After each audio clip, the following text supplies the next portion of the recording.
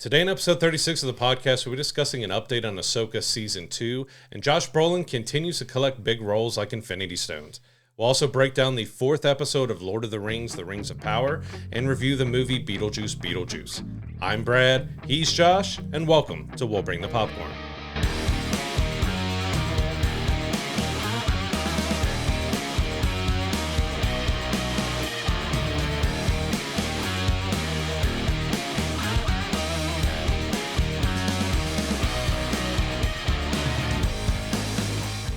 So our first story this week comes from DC. Now, we've been hearing rumors about them reviving the Green Lantern series finally, and it looks like we got some contenders for, the person that's, potentially going to be the next, Green Lantern, Hal Jordan in this case. And it's a pretty impressive list of candidates. You've got Josh Brolin, who a lot of people appear to be, the front runner for that role, which is crazy because he's doing everything in superhero roles at this point. He's hero, villain, you name it, he's done it. Anti-heroes, he's just kind of running the gauntlet at this point.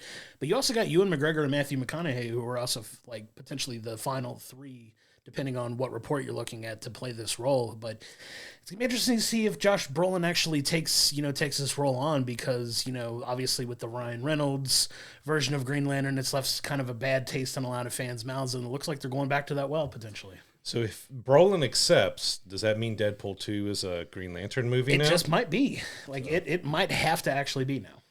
Which is also funny because he goes back and, the bonus scene at the very end of Deadpool 2 where he's using Cable's time traveling to go back to stop Ryan Reynolds from reading the Green Lantern script will make, be even funnier now because it's very meta. Potentially. But it's interesting to see that Brolin and Ewan and Matthew McConaughey are all the front runners because they are much older guys in their 50s plus here that, that means they're going for an older Hal Jordan that, probably more established, not going to be an origin story. Maybe he's going to be more of a side character and not be the main Lantern we're following because, we have a bunch of different Lanterns that we can go with and a lot of different stories. So, but that was interesting to me to see that they're going with a group of much older actors for this role, because you thought, especially since they've barely established Green Lantern in live action because it's only been the Ryan Reynolds movie, other than, the Snyder Cut had one in there, but, stuff in the full regular, out there. We haven't had a real established Lantern scene, and they're going with an older Hal Jordan. I'm curious to see how that series plays out. Yeah, I mean, the origin stories are kind of, I don't want to say they're necessarily played out, but I kind of like when they just jump into, okay, we already know, this character is going to be, this hero. We don't have to see how they got their powers necessarily, which is kind of why I'm really looking forward to the Fantastic Four. I know we're completely switching from DC to Marvel. Blasphemy. Yeah, which, depending on what side of the fence you're on, I guess, but... those guys are already going to be the Fantastic Four. It's not them obtaining their abilities in this case. I kind of like that jumping off point for a superhero story like this. We get it. We know who he is. We know what he does. I mean, even if you're a casual, don't know the backstory of this character, it's not going to take you long to figure out what he is and what he can do. So, like you said, maybe they are transitioning to a different person taking on a Lantern moniker like that, which could be a lot of fun because, Hal Jordan's established now, and, this could be the next, whether it's Jon Stewart is another one, that could be the next potential one. I know there was some talks of that possibly being the next one they try to do, and maybe they transition into that.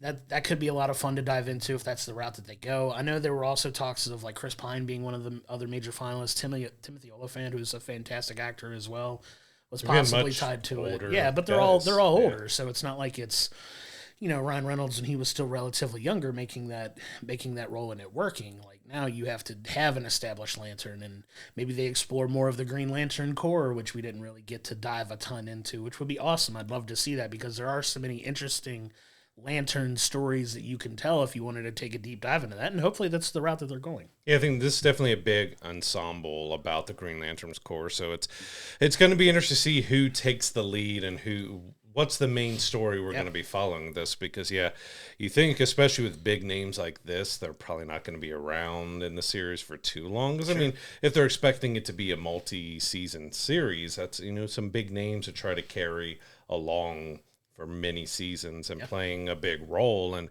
as James Gunn has talked about, that anybody who's playing these roles too are supposed to do it in animation and play it all the way throughout what they're doing. So, that is a big commitment, just like Marvel has been for some of these guys to commit to a long time to be playing this character. And then especially being older, you got to think it's going to be more of a pop in here and there and not a main star. Which could be easier to do for these guys if that's what they want them going with. But there's still so much that we don't know about what direction they're trying to take with it, what they're trying to do with that. But it looks like we do have some forward, mobility on potential casting for this, and that's always exciting. You nail down your lead and you kind of build around from that. So we'll see, what direction they go with this, and I'm excited for it. I always thought the Green Lantern is one of the cooler DC heroes, in my opinion, outside of obviously Batman and Superman, but there's some interesting stories you could tell with that I'm excited to see what they come up with. It's also one that's a little bit harder to do in live action just because it does require a lot of special effects and CG, kind of like Miss Marvel and everything else. Like you've got to have, it's the Ring doing all these different powers. It takes a lot of special effects to really do him right, as Ryan Reynolds found out with his CG suit and everything else. See if they've learned from those mistakes and find a way to do the Green Lanterns or do all the lanterns in live action properly. Yeah, and hopefully in a way they do it in a way that makes sense. So, like I said, it's going to be awesome when they finally announce who it is. It looks like it's going to be Josh Brolin unless he turns the role down. Josh Brolin's fantastic, so I have no issues with him playing the lead if that winds up being the case. And like I said, we'll see where they take it from there. Just keep adding Goonies, Thanos, Cable, Hal Jordan. He's doing so much cool stuff, man. What a run he's had. And you're doing a lot of that older in his life, just good on for him. Just having a lot of fun and doing these big tentpole things. Great for him. Yeah, love to see it. So moving on to another story here. So we talked about the Secret Level series that's coming to Prime Video in December. And we weren't sure if all the video games are coming to it. Well, one of the episodes is going to be based on Concord, a game that Sony released just 2 weeks ago. The problem is Sony's already pulled the game offline. There was a ton of backlash, a lot of people feeling like the character designs were very generic. They said the gameplay was okay, but this game was in the making for 8 years.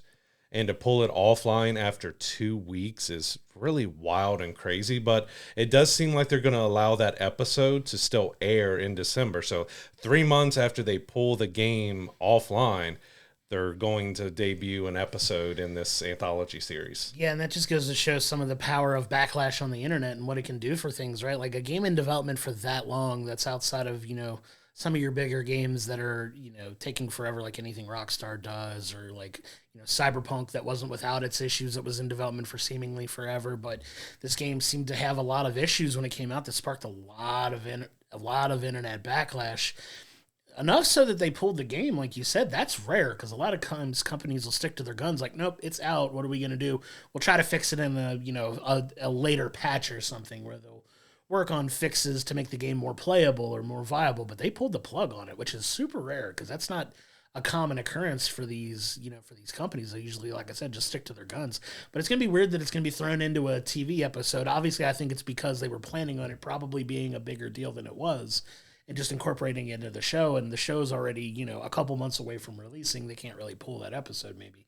That's why it's going to stick in there. I'm going to be very interested to see what the internet has to say about this episode when it does make its way out, whether it's going to be, poked fun at mercilessly like the internet is one to do, but it's going to be interesting. What happens if they like the episode and are like, wait, where's the game? Can I play it? Because it was very vague, the statement that they gave when they pulled it off, because it sounded like in one way it could be dead and gone forever. In other ways, they might be trying to fix some of the issues and they're going to push the game back out afterwards. But it was also a game, I think a lot of the backlash was saying like this should have been maybe they bring it back as a free-to-play model instead of, I think it was $40-50 to get it. But it's just so strange that, they put all this work into it, 8 years into it. They worked with Blur Studios to have Concord included as an episode in that anthology series, and then they pull the game after 2 weeks.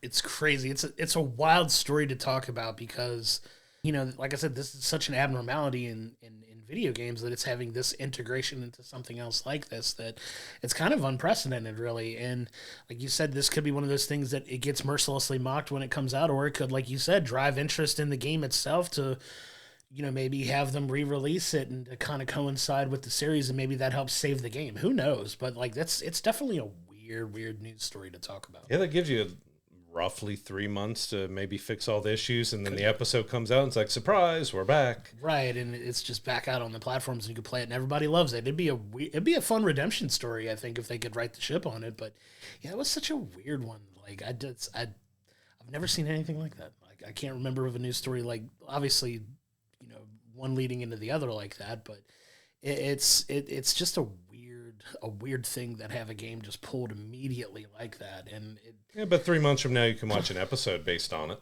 Yeah, and then how many people didn't play the game, like you said, and maybe you've heard about it and now they're seeing it in here, and just, I don't know, we'll see. It's gonna be fun to see in a couple months what happens when that episode does come out, and see if it drives up interest in the game again, because that would be fun if it swayed it in a more positive direction than the negative direction that we're so used to seeing. So also the question to me is, will anybody even remember anything about it? So when that episode airs, will anybody really understand or know what it is? Like, what game is this? I don't know these characters. I don't know what's going on. Like, it could lead to just even more confusion. So I wonder if in the next few months there might be more discussions between Sony and Blur, or if there will continue to release this episode as part of the anthology. Because, like I said, yeah, it gone after 2 weeks. I barely know anything about it. I didn't get a chance to really look into it because it died so quickly. And yeah, will anybody even know what that episode is when it comes out? Yeah, the truth will be out there eventually, and then we'll see what winds up happening. But it's gonna be fun to follow, because I want to see how this winds up, because it's such a fascinating case for me that we're not used to seeing, and just kind of interesting to see what the fallout of all of it's gonna be, whether they ultimately pull that episode or see what happens if they leave it in there, and see what happens. I'm excited to see what happens. But I do want to move on to something that's definitely not something that anybody will forget anytime soon, and we've been talking about the Gollum movie, and it's getting made, or we've talked about, or some of the former cast, from the original Lord of the Rings movie is going to make their returns in this and play the roles. Well, we did get some news from Sir Ian McKellen that he's going to be potentially reprising his role as Gandalf, which is amazing. Gandalf is an absolutely incredible character, so integral to and important to the original Lord of the Rings movies, and just kind of even The Hobbit, really. Like, he was such an integral person throughout this entire anthology, and seeing Sir Ian McKellen himself come back as Gandalf is just fantastic. Yeah, and it was interesting to hear him talk about it, because he's still kind of recovering from that fall he took off a stage. He's just talking about, he's 85 years old and he's just not bouncing back. He had to leave that play, and which he hated to do. Like, he still wants to work, still wants to act. And they even said that, I'm not letting anyone else put on that pointy hat and beard if I can help it, which is just fantastic. I love that. He was amazing as Gandalf. But, a lot of us are still kind of questioning exactly. I mean, we got Andy Serkis and we got Peter Jackson involved with this, but, we're still questioning, is a full movie about Gollum something that's really going to hold people's attention? And is Gandalf going to play an important role, or is it just going to be something like, hey, there's Gandalf? It could be. I mean, we don't know. There's so much we still don't know. And there's also been some rumblings that Orlando Bloom could be potentially returning as Legolas as well, who was obviously one of the main characters in the original Lord of the Rings. I think the more they find that they can attach people to this, I think we'll definitely get more eyes on it.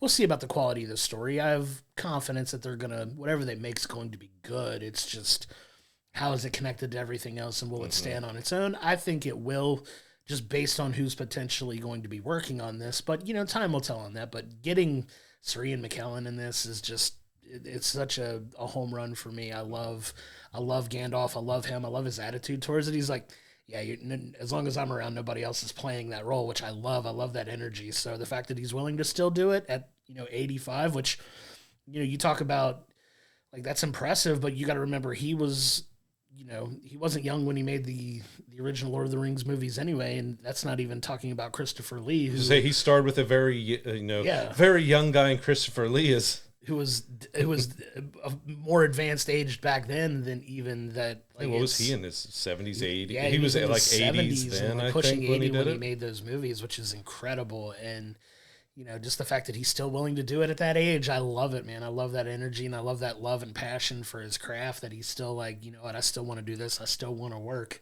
When he very much could have just been like, I'm 85. I could probably, just live out the rest of my days, just, retire and, go on and live your best life. But this is what he's passionate about and what he loves to do. So more power to him. Respect for, wanting to continue to do that. And I can't wait to see him put on the hat and the beard again to play that role. And he was just fantastic and in perfect casting. So. I also love how he joked. He's like, I haven't really seen the script or what Gandalf's going to be doing, but I also haven't heard how much Gandalf is getting paid for it either. So I love the energy, though. I love that.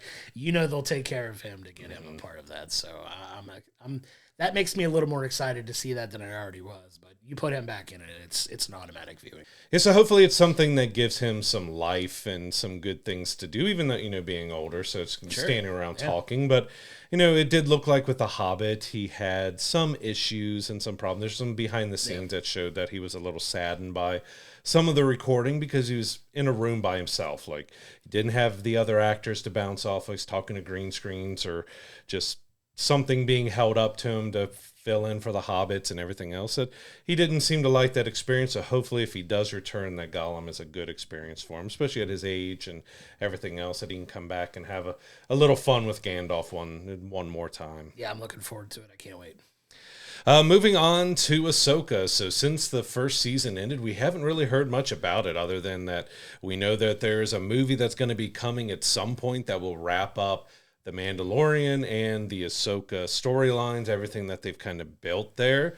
But we did get one of the actors was talking about, looks like summer 2025, that they're finally going to get around to filming season 2. Yeah, I'm excited for that. Ahsoka was fantastic. You had, it was a really, really good season. I'm excited that they're finally getting season 2. I'm excited to see where this all winds up, how it's all coming to a conclusion, coming to a head, and seeing what story they wind up telling. I love Rosario Dawson as Ahsoka. I think she was absolutely spot on casting in that role.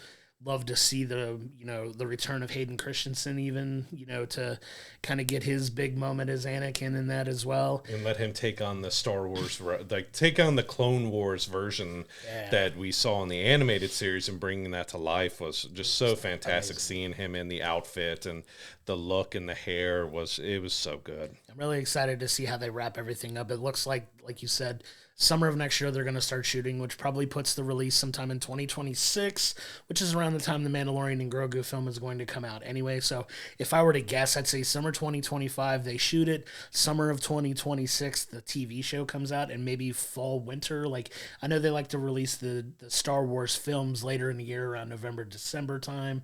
Maybe December of 2026 we get the Mandalorian and Grogu film. See, I thought they already announced summer for Mandalorian and Grogu. Yeah, but I would think that they may adjust with, if it's going to line up with the TV show, unless they can get a quicker turnaround on Ahsoka, which I don't know how much, visual effects are going to have to go into putting that out quicker. But you got to figure if they're taking a couple months to shoot the show, like if you shoot it in June, it's going to go till August. How long is it going to take to do VFX work and all that stuff and editing to get that show ready to come out? That's what makes me think it could be that. I know they've talked about it, but it's not the first time they've put a date on something and moved it to a later time. We also don't know if Ahsoka has anything to do with the Mandalorian Grogu movie. Like, we haven't really heard any talk on that, if it's going to be their own adventure, if they're going to mix her back in at all. And so that could also alter, or if he's going to play any part in Ahsoka season 2. Like, based on that timing and both of those coming out in 2026 potentially, I do have a feeling that season 2 is probably going to be it for Ahsoka, because we're getting a Mandalorian Grogu movie instead of another season of The Mandalorian. At least that's our understanding right now. Sure. And so if that's in 2026, along with season 2, and we know there's a wrap-up movie coming, you're thinking 2028, 2029, if they go right into it after this, to be able to get that wrap-up movie. So based on all those potential timelines, it does feel like this might be the final season for Ahsoka. Yeah, and I mean, they've told some great stories. It's been a great run with those. I'll be sad to see it come to an end, but I know they've got some stuff in the works beyond that that's going to be a lot of fun, and based on the rumors that we're hearing, nothing confirmed, obviously, but it does feel like they're going to move a little bit more back towards film and putting a heavier emphasis on some of the film stuff, which I'm more than excited for. I know they're talking about potentially exploring, other parts of the Star Wars universe that aren't Skywalker related, which is going to make the internet very happy.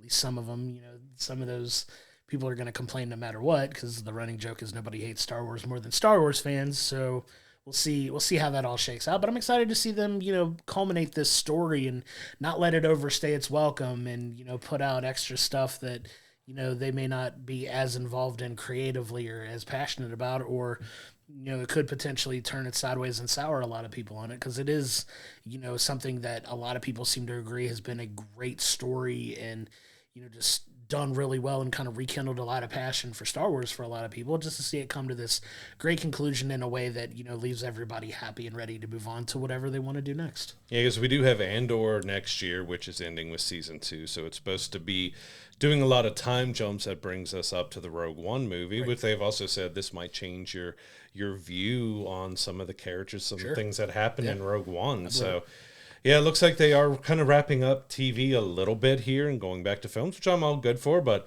yeah, it does seem like that timeline where everything's fitting in, that when we finally do get Ahsoka season 2, it could be the last one. Yeah, and that's a shame, but it's also something I'm looking forward to seeing how they wind up, because yeah, it's been that first season was really, really good. I'm excited to see how they finish it. I'm curious to see if we end up getting that Darth Maul and Obi-Wan that we got in the animated series, if we get that fight or battle maybe in Ahsoka, because we don't know if we're going to get another season of Obi-Wan. He's talked about, Ewan's talked about it. He would love to do it. If they greenlight it, he'll be there. But, of course. There isn't any talks that we know of that, Obi-Wan would return again. Yeah, that would be amazing too. I know a lot of people were chomping at the bit to see if we get a return of Darth Maul. It was kind of a character that over the last 20 or so years really took off and gained a lot of popularity for a very brief appearance in the movies, but had a really, really good run in the animated shows that we'd like to see brought back to the the big screen, and maybe we'll see them go that route, but it's to be determined. But yeah, I'm excited to see how this all wraps up. Yeah. So for our final news story of the week, one of the film series that's been dormant for a little bit has been the Oceans series.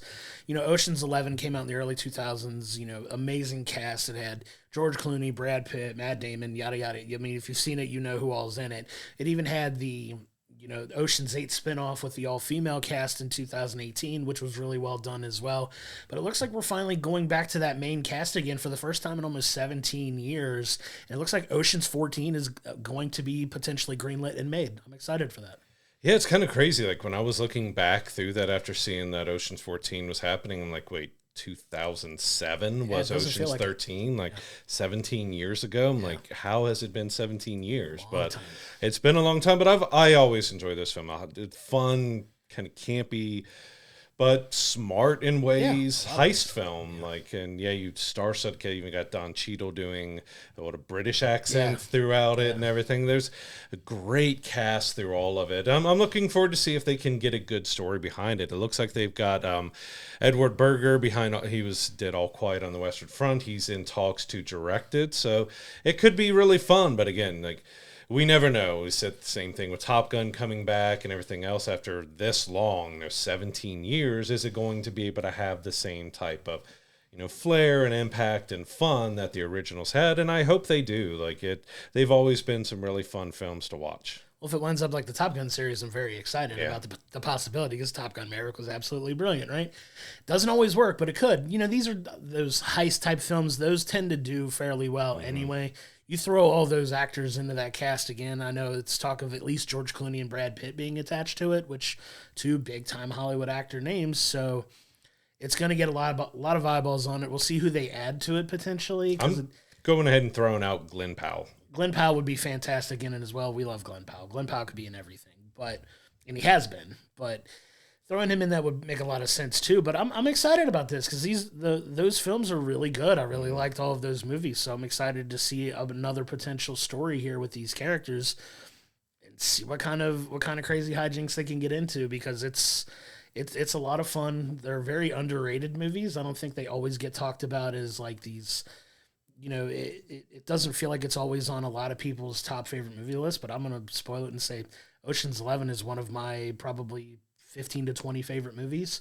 It's in that upper echelon for me, just because of how fun and how, like you said, just smartly written it was.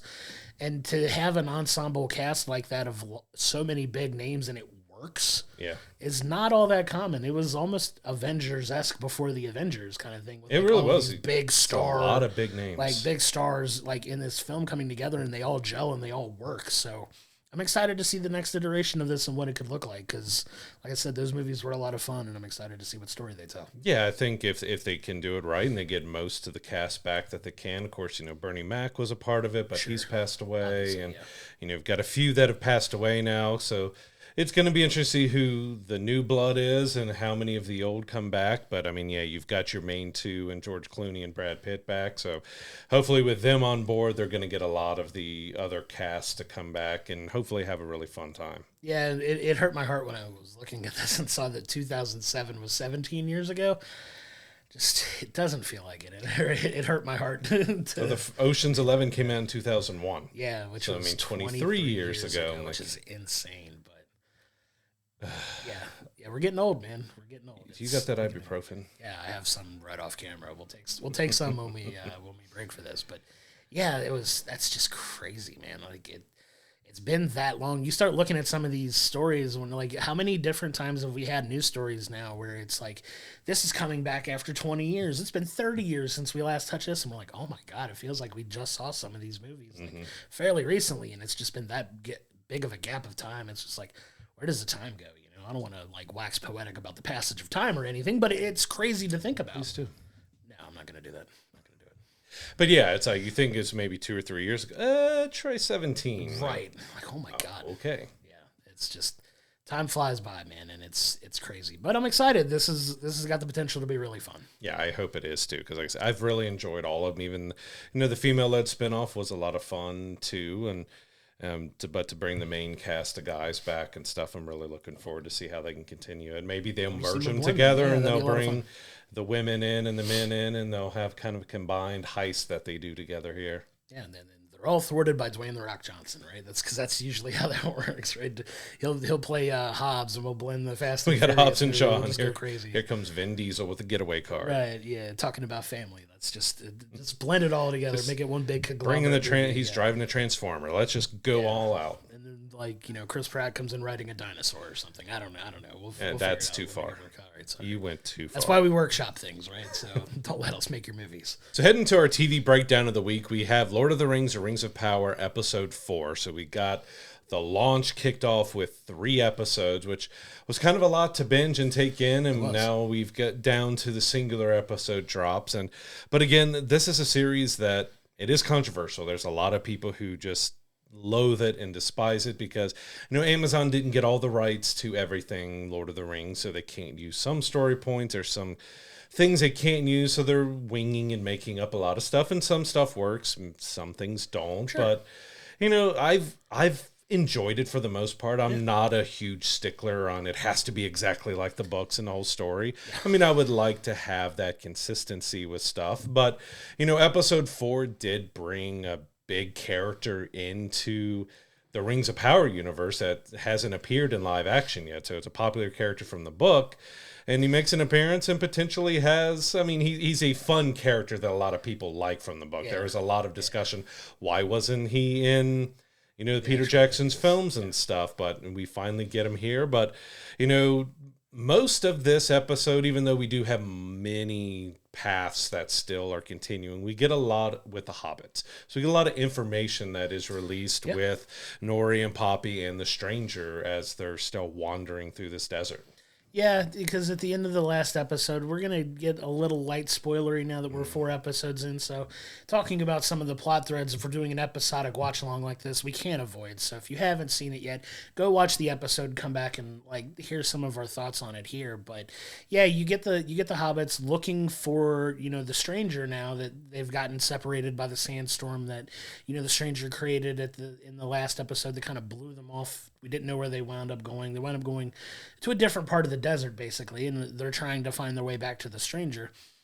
So now they come across another hobbit. So they find this person, and they're like, who are you? Where are you from? He winds up leading them to this underground, city, more or less, full of kind of down this in other a neighborhood, down in valley. It's fun. It's fun to see how it just kind of led down into this area, and you see a whole other conglomeration of hobbits, and it was really cool to see one family of hobbits finding another in this case, and there being some doubt as we don't allow outsiders, but once they figure out, how they're connected, there's some bonding that goes on there, and there's some trust built, and it's a really fun story to get them on their way to finding the stranger.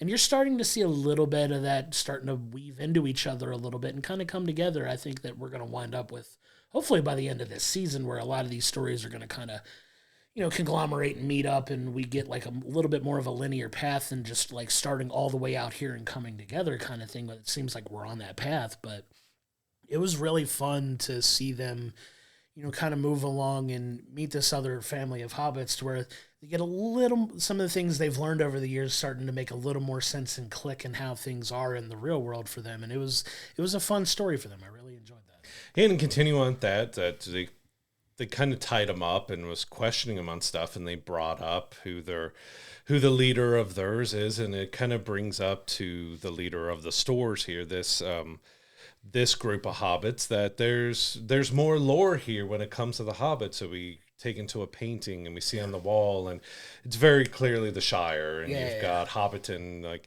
well, it was rumored that, or it's been lore and legend that this hobbit set off to find this magical land of green rolling hills and running water and streams and everything else. And it seems like it's very much tied to Nori and Poppy's, but she kind of breaks down. And little spoiler with it here is that they're like, well, he never found it. Like, right. Because the song that Poppy sings seems to be a song that's related to him, but he never made it to this magical land that all of them are supposed to be. All hobbits are going to live in just prosperity, and everything will be fine and great once he finds this great land. I mean, obviously, if you know anything about their story, they ultimately find it, and it's very much about the Shire. If you haven't put that together watching it yet, so it's cool to see them all, eventually knowing where they're going to wind up. It gives you a little bit of hope for these people who are nomadic and just kind of always on the move, looking for this home that obviously they'll find, and we'll see if they wind up getting there by the end of the series. I was going to say, do they find it during this series, this season, or this series overall? It could. It's still up in the air, but it is good to know that at least that's coming through. You're starting to have like people speculate on who certain characters are or were, or their importance to the overall story that we already do know. A lot of people speculating on who this stranger ultimately is. I kind of agree with one of the main theories on who he is. I won't get into that here, but you also have his story of trying to find the hobbits while still on his own journey. So he makes his way, and he finds this man sitting there, as he's looking for these people, and starts to question him a little bit. And it is this character that we've been, like, if you've read the books, you know who this character is.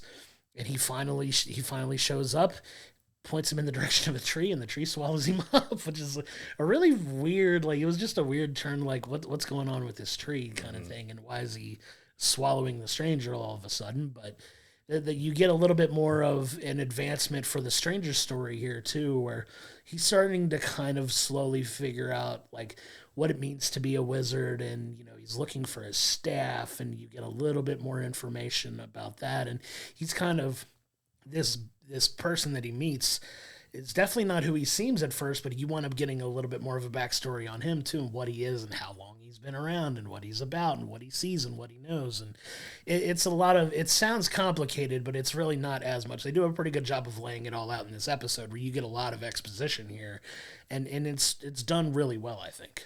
Yeah, and that stranger ends up being Tom Bombadil. So it's a character that so the swallowing of the tree is also tied to something he saved Merry and Pippin in one of the stories from a tree swallowing them. So they kind of repurposed that for this introduction because he's a very musical guy, so he's always humming and singing and everything else. But we get to learn a lot more lore about him, and we could see how much of a connection that he may have with this series, because we learn that he calls himself the eldest. Like, he is older than everything. He remembers the first trees and the first rainfall, and he remembers the stars and existed before the stars. And like, so this is a character that has a big legacy that he was explored in the books. I don't think it went extremely deep on him. So we'll see how deep they expand in their own way with him here. But I thought the actor did a great job as him, really blending between, because he's kind of a guy who's kind of all-knowing, but also a little aloof. So he's trying to give information, but not give information, because, Gandalf, I'm already calling the stranger Gandalf, even though he's not Gandalf. People we don't know if he's Gandalf. We just know him as the stranger. So we had two strangers meeting. We get one of their names, but he's talking to him like, well, can you teach me? Because he sees that he can control the elements. So he's doing stuff with fire and talking with animals and talking with trees, that he's connected to basically everything. Yeah. He's like, well, can you teach me this and that? Well, I don't know if you're ready. Can you teach me how to wield a staff? I'm like, you're not ready yet. You will be one day. So he becomes this kind of just all-knowing type of character. Like, even when some guys and people show up, he's just like, hold on a second. Like, he just knows seemingly everything that's happening. Yeah, so he mentions that, the stranger's not yet ready to wield the staff, because you see him trying to break a branch off of, this tree that's supposedly meant to be his staff, right? But the tree doesn't bend or break for him, which lets him to say, hey, you're not ready yet to do this. But he said, but you're also not the first, Istar to, seek me out for these types of answers. And he goes into the backstory of this dark wizard who also came to him, who's, very much the exact opposite of this stranger right now. And you come to see that he's the one that's trying to hunt down the hobbits.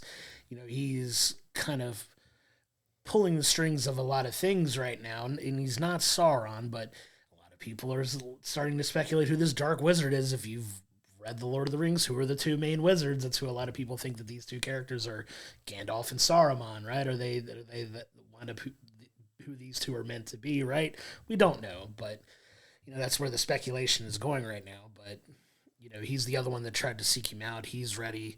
You kind of want to be wary of this dark wizard, obviously, and you start to see some of that play out a little bit with him, doing his best to try to find these hobbits and get them, because he feels, I don't know if he necessarily feels like if they can lead the stranger to really remember who he is, that could be problematic for him and what he's trying to do. So he's trying to get out ahead of it first, and you start to see that play out a little bit. But yeah, there's a lot of really fun, like stuff for them to kind of dig into moving forward through the rest of the season. That's going to be really interesting to watch. And again, I can see where those who are purist with the Lord of the Rings stories are not going to like any of this, because they're changing his introduction and his connection to everything. Yeah. Because he also tells Tom tells the stranger that it's basically your destiny, that you're going to face off against the Stark Wizard and Sauron. Like, it's up to you. Which, if that is Saruman, well, they're friends and they're confidants with each other in the Lord of the Rings. So it's like, is this another wizard? Is he related to Saruman? Like, could be. How exactly we get that? But we've still got a lot of unanswered questions. Like,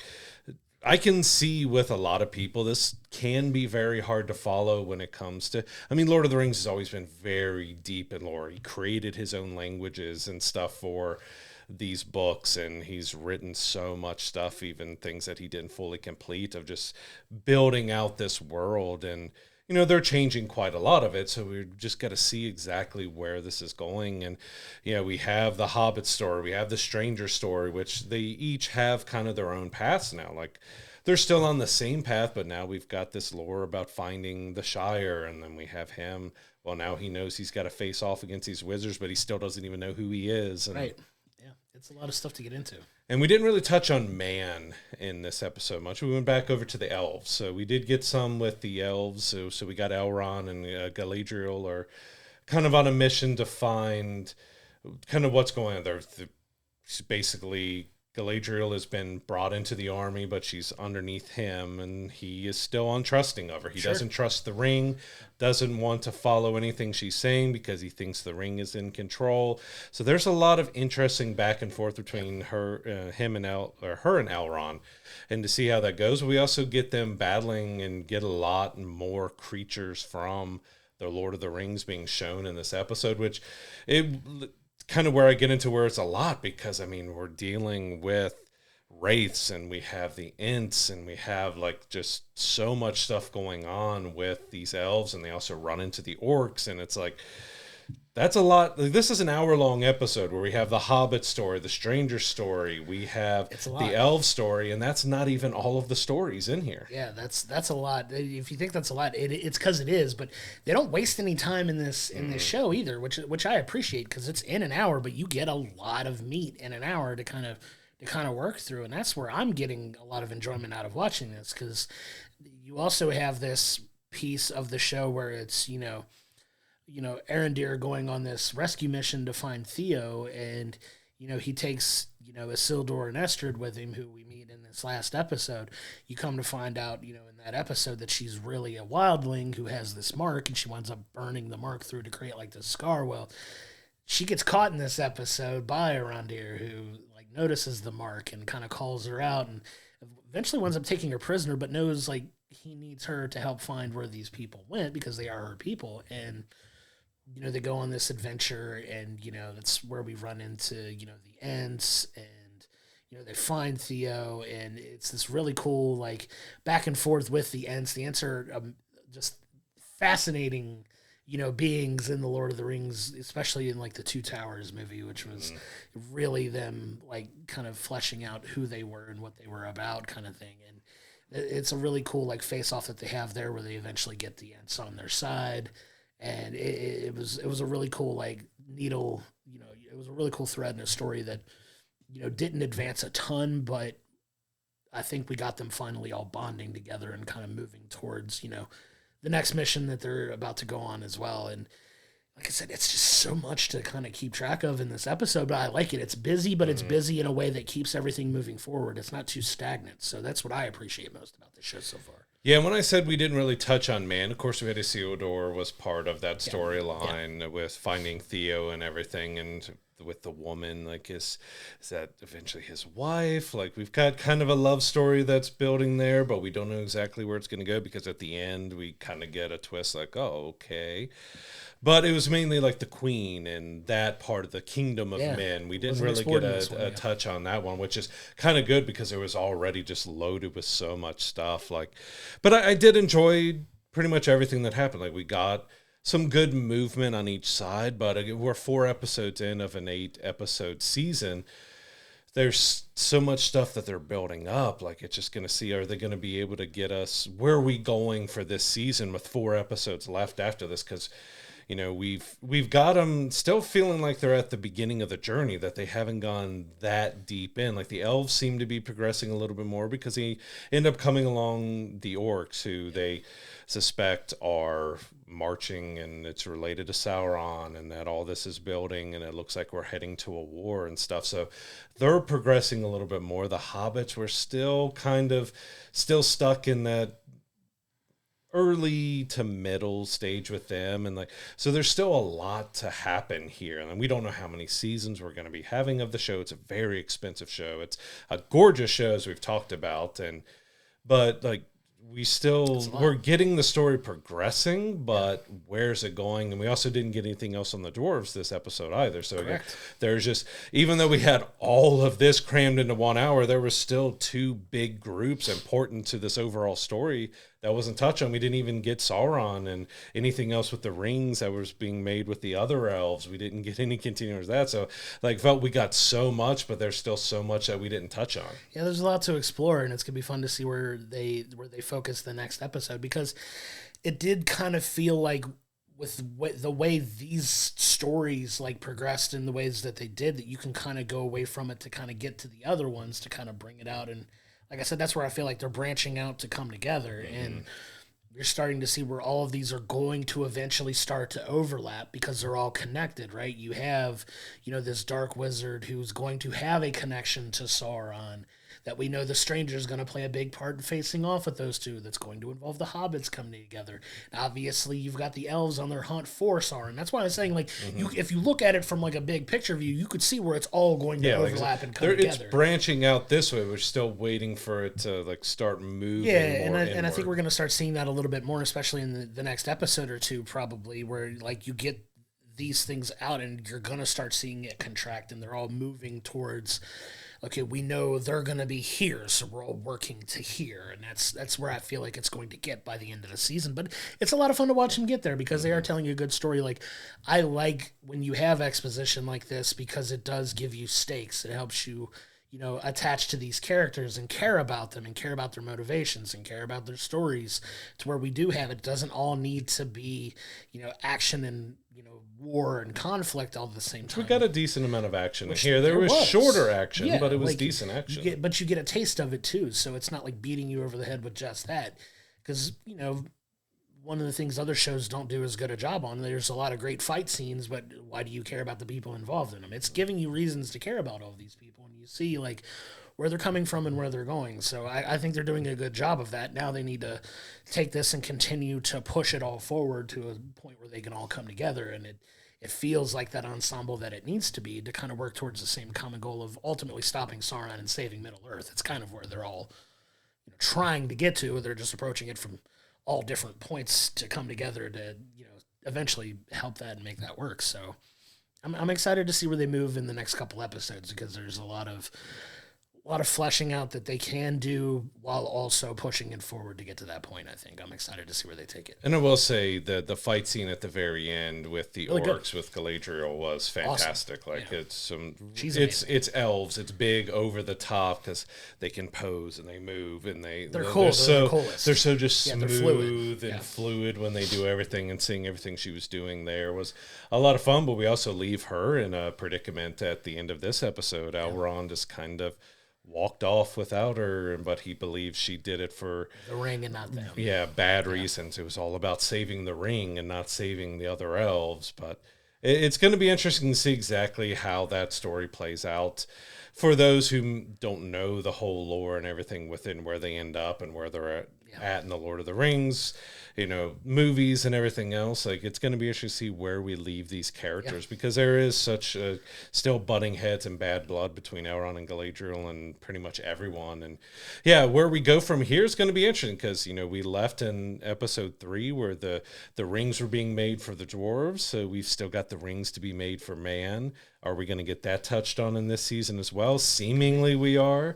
Maybe that's where we move in next with, the queen, which we talked about, everything that happened there, where is she going to be the queen anymore? We don't kind of know exactly what's happening there. I would say the dwarves and, the queen and that storyline is going to be touched on in the next episode. And see kind of where else we build and how long we have to wait to see, what happened to Galadriel. I'm excited for that. Like I said, this is, the season's halfway over now. I know it's only 2 weeks, but we got 4 more weeks. It feels weird to say we've been watching a show for 2 weeks now. We've got 4 weeks to go, but we're already halfway. The math doesn't math there. But like episodic wise, we're halfway through the season now. So like I said, it's going to be a lot more rush to the end to see where we leave off.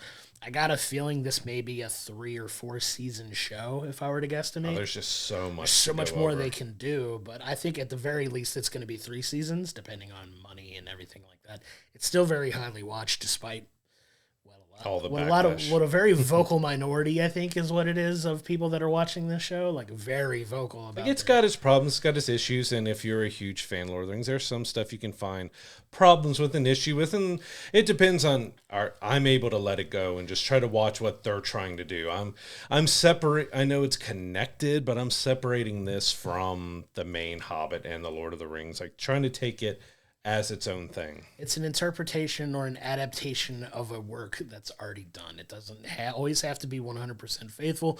100% faithful adaptations don't always translate well in a TV or movie format. And as I mentioned earlier, they didn't get the rights to everything either to his other works. So there's things they may not be able to work with. They can't do everything. So take it for what it is, knowing what you know about it and the way they get there.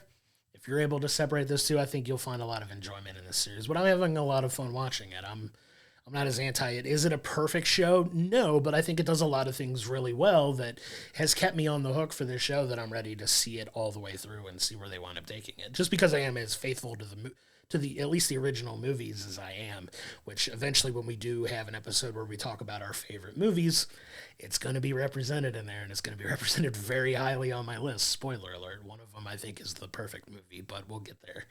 But yeah, it's it's done a good job so far. And like I said, if you're a fan of exposition, if you're a fan of fantasy and whimsicalness, like it does a really good job of integrating that into the story. And I think you'll have a lot of enjoyment. But I'm excited to see where these next 4 weeks take us. Yeah, I do think season 2 has been a lot stronger than season 1. Season 1 had some problems and issues, especially with pacing and everything else.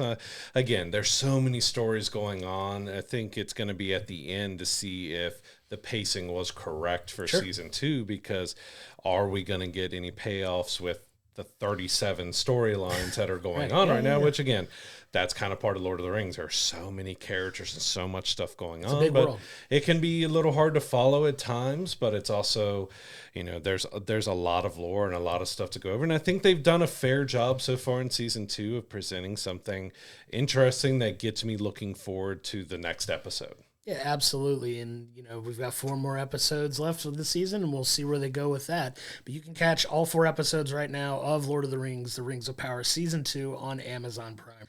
So now we want to move on to our film review of the week. It is Beetlejuice Beetlejuice, this sequel to the original Beetlejuice film that came out in the 80s. Tim Burton back to direct this as well. A lot of the main cast is returning. You have Catherine O'Hara, Winona Ryder, obviously integral in that. Michael Keaton is Beetlejuice.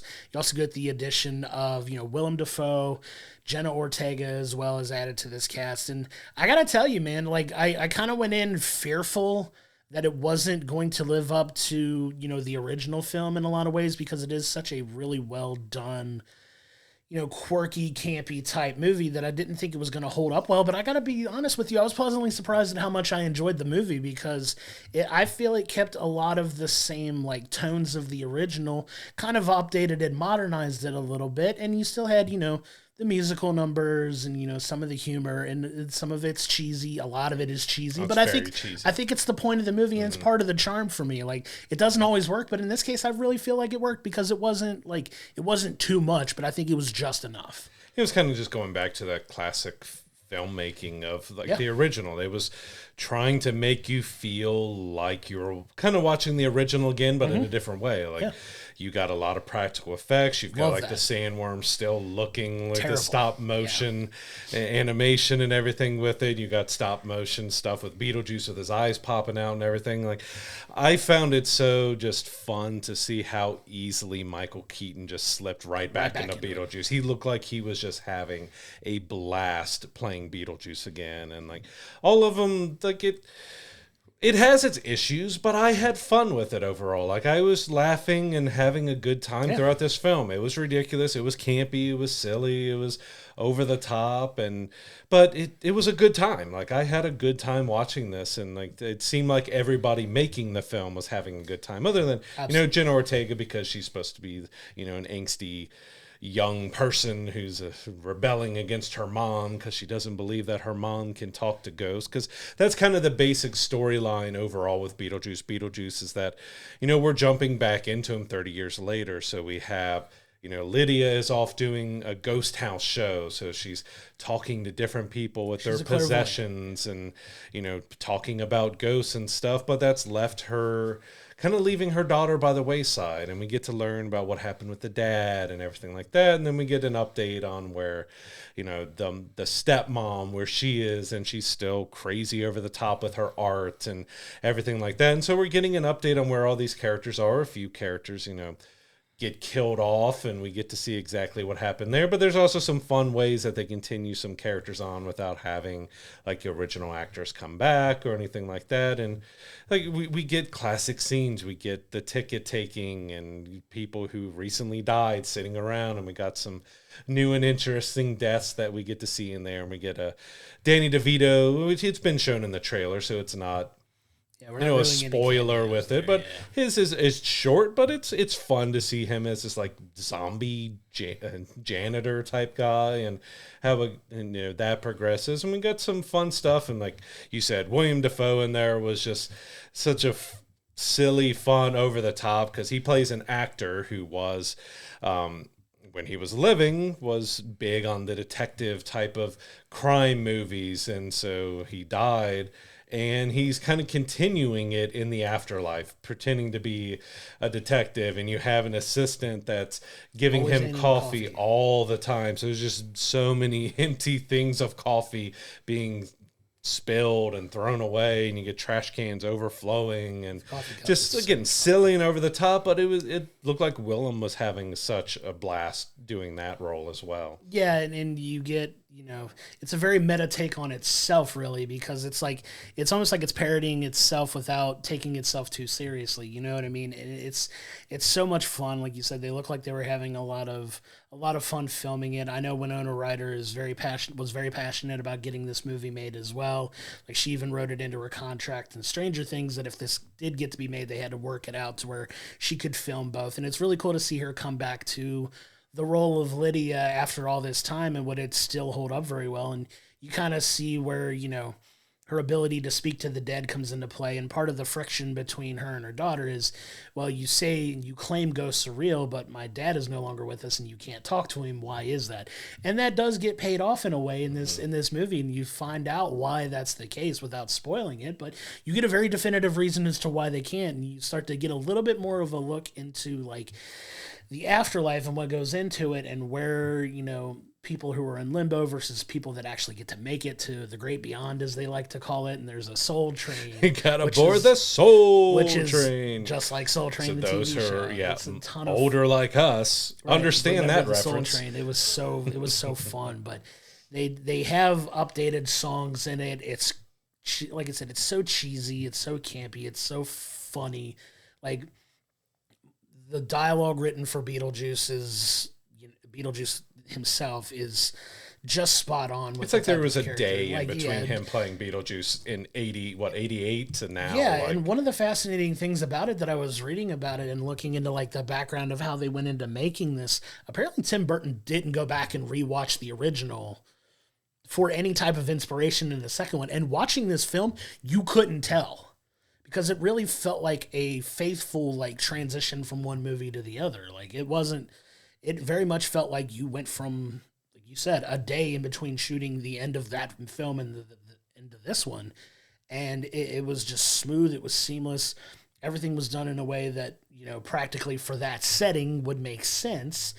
And it was just so much fun. I wound up like really liking it a lot more than I thought I would, because I was worried with that gap in time that, is it going to hit as well as it did? And I really think it did. I thought it was really fun. And I know people that I've talked to that were big fans of the first one that have already gone and seen it like we have, that they really enjoyed it too. So I'm happy to see that that's still resonating with people that, do love that movie as much as they do. And the fact that they love the sequel too, as much as the first one, it really, I really think it's going to help the movie in the long run, that people are, finding that enjoyment in it like we have. And I'm glad that people are having that viewership experience as well. I did enjoy the addition of Justin Theroux as the manager / fiance of Lydia. So he was so over the top, but he did it so well. Like, he was ridiculous, but he was even like, he gets rid of all the candy and he's handing him, oh, you get a carrot and you get apples and only one each. And they take the whole thing, but they don't realize it's not candy. But like, he was so campy and silly and over the top, which was, hearkening back to a character. Of course, the actor passed away, who was interior designer on the first Beetlejuice, who was very over the top. He kind of fills that role. Yeah, he fills that role. But he was a lot of fun, even though he was really over the top. Like, Jen Ortega was just fantastic to be Lydia's daughter. Like, she fit in so well, and a lot of the story revolves around her. So, she pushes the story forward by she, gets mad at her mom while they're her grandpa's died. So Lydia's dad dies, and they all come back to the town, come back to the house and everything for his funeral. And, she gets mad at her mom and she goes down the town. She ends up running into a boy. And this kind of kicks off the rest of the story for this movie, where we get some twists and turns. And it was predictable, but it was still fun to do that. But it did have a few issues with things like, I know a lot of people would love to see Alec Baldwin and Gina Davis return. We know the troubles that Alec Baldwin has going on with stuff, and they kind of just very quickly kind of give you an answer to it, but it's just kind of like brushed off in the end. And then I will say, like, even though I had a ton of fun with the movie, the plot in the end was just kind of very thin. Yeah, it's thin. It just served serve the humor and the fun of it. Like, it was just there to help service and move along and not tell something extremely deep. I mean, we get a lot of connections and emotions with Lydia and her daughter and the dad and the relationship and everything else, but it just goes kind of right through it. It's very thin. I gotta say, if you're going to see Beetlejuice and you're looking for a deep philosophical Oh, plot, yeah. You shouldn't be looking you're not for a deep you're story. looking in the wrong places, barking up the wrong trees for that. This is just meant to be a ton of fun, you know, very stylized in a very Tim Burton way, which Tim Burton, I'm so glad he's back making like TV shows and films again, because I know he was kind of off of that for a while. Like, it had been a while before Wednesday came out that he was really like, you know, making bigger projects like that again. And I love the fact that, you know, he's found his new Winona Ryder and Jenna Ortega, it seems to be, with them collaborating on Wednesday, and now, you know, with Beetlejuice, and then back to Wednesday season 2 that they're making together. Like, I'm excited that they're collaborating, because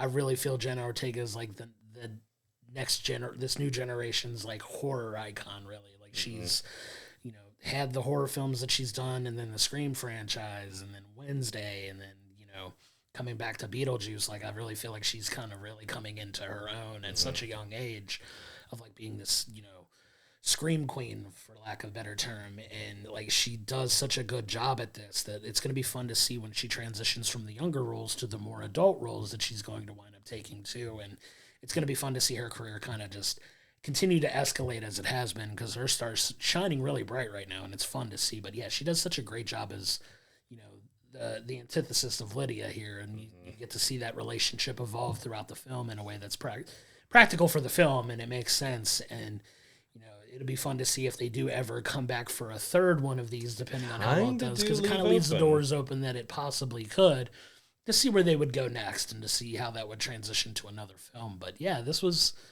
a good time, man. I really, really enjoyed this one a lot more than I thought I would.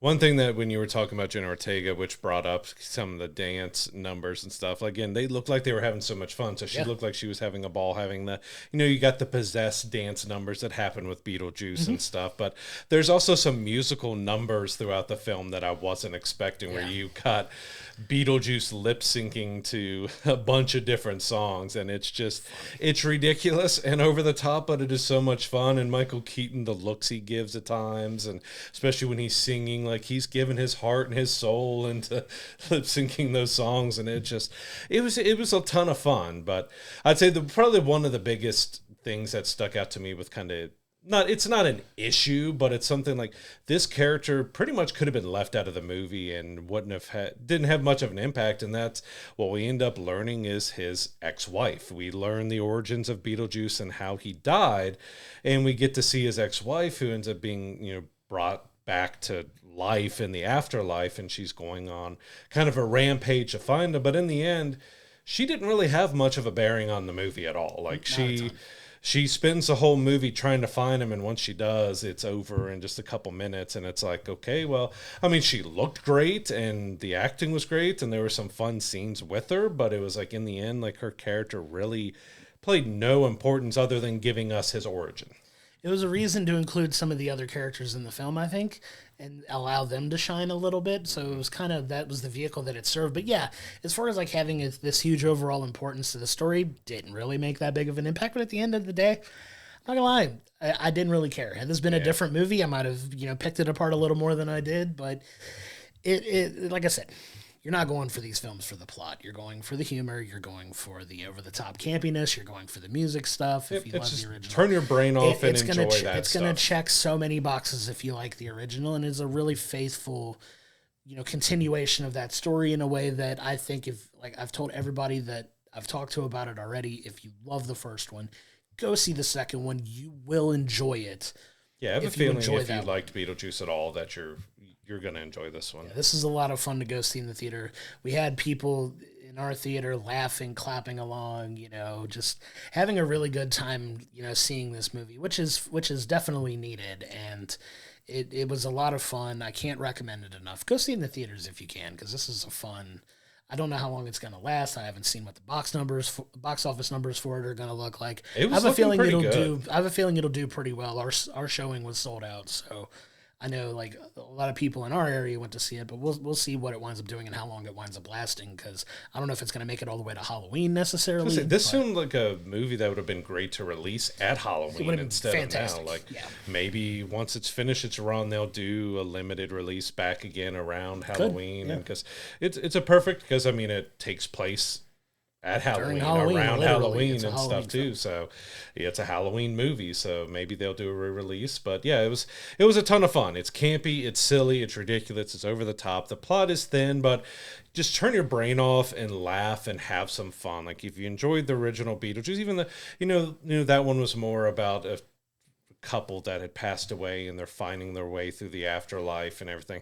And this is more centered around Beetlejuice and his ridiculousness, and with Lydia and her daughter. And, it does its story well enough to provide an entertaining couple hours here in the movie theater. Like if you enjoyed the original Beetlejuice, I don't see why you wouldn't enjoy Beetlejuice, because it's a love letter to it. It's a very kind of safe, simple, but just love letter to the original Beetlejuice. Michael Keaton is just in perfect form again as Beetlejuice. He's having so much fun doing such ridiculous over the top stuff, even with like the Bob and all the other shrunken head guys. Had a lot of fun with that stuff. Like it was fun. It was a really fun movie. It's not going to be a award-winning movie for anything. Maybe they'll get some stuff for the practical effects, which are fun. But I can see that. It's just a fun movie to go enjoy and laugh and just be silly. It's going to be a fun one to add to people's Halloween rotations. It'll definitely go into the Halloween rotation. It's definitely one that I could see myself rewatching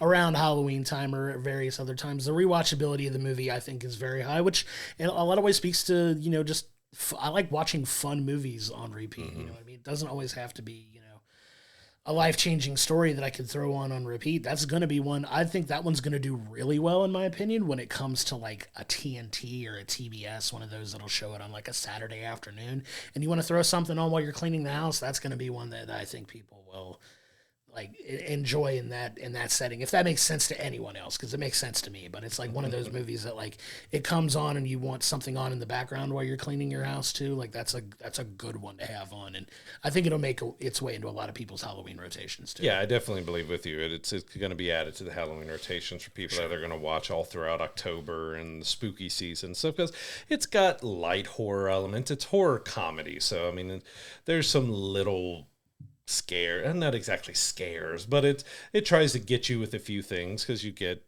ghouls and skeletons and zombies and all that other stuff. But yeah, it's definitely going to be a fun one to add to the Halloween rotations. Yep, definitely one to add to that. And it's like I said, I've done this for the last couple films that we've watched, but if I were to give it a rating out of 10, just the film itself overall, it's not the best movie you're ever going to watch, but I'd still give it like a 7. But if you that's factoring in the fun aspect of the film.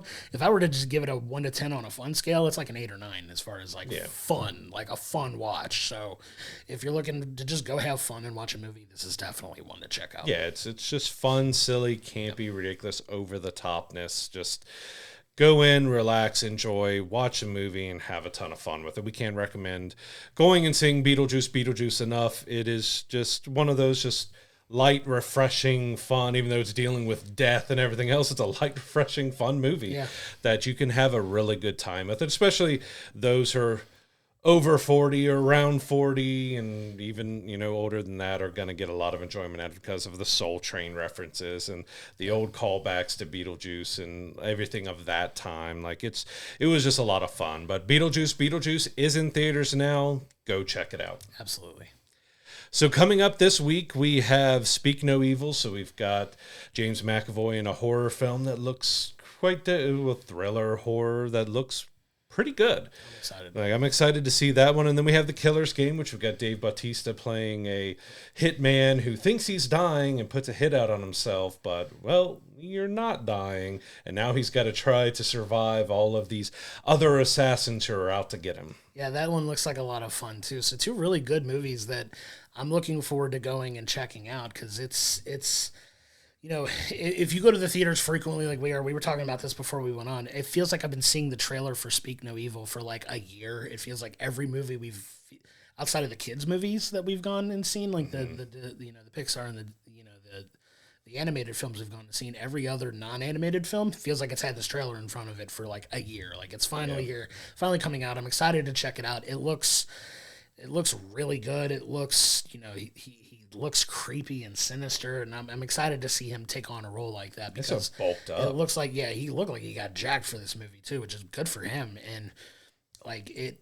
it looks like it's going to be a lot of fun if you're into that psychological horror thriller type film. Like it looked like it's definitely going to be one to remember, hopefully. It's kind of interesting because we got Professor X, his bulked up. Batista, he's been losing a lot of weight because he talked to how difficult it is at his age to continue to keep that big body that he has with wrestling and playing Drax and everything. And he's definitely slimmed down. He's still muscular and very fit, but he's definitely slimmed down a lot. I think he said in an interview for the Killers game that he's dropped, I think 60, 70 pounds from when he was playing Drax. He looks a lot lighter. It's a little striking if you're so used to seeing him as the big hulking animal Batista from WWE back in the day, and even Drax. He looks like he's leaned down a lot, but he looks good. He looks healthy. He looks happy, and at the end of the day, that's good for him and good for his mental well-being. I'm all for it.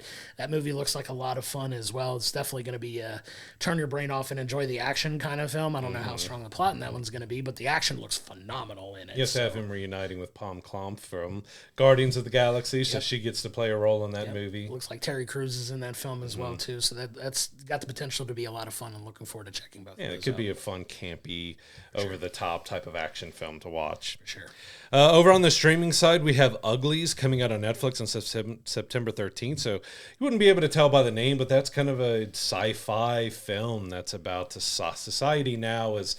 Well, I guess you can't be ugly in society anymore. So there's mandatory cosmetic surgery that you have to get done to basically exist in this world. But it looks like it turns into a search and rescue. Like she's trying to find her friend. So you've got Joey King, Laverne Cox, and Keith Powers in it. I really haven't seen anything on this. Like when I was looking up what was coming out this week, I saw it, but I've seen no trailer. I mean, a lot of stuff on Netflix, you may not see a lot of trailers and stuff before unless you're heavily in watching stuff, but it could be interesting, but I haven't seen a trailer. Just saw a description and saw that it sounds like, all right, we'll see how it ends up turning out, but you can watch that on Netflix on September 13th. Yeah, definitely one to potentially check out, but that is going to do it for this week's episode. We can't thank everyone enough for your continued support. Go to we'llbringthepopcorn.com for all of our social media stuff.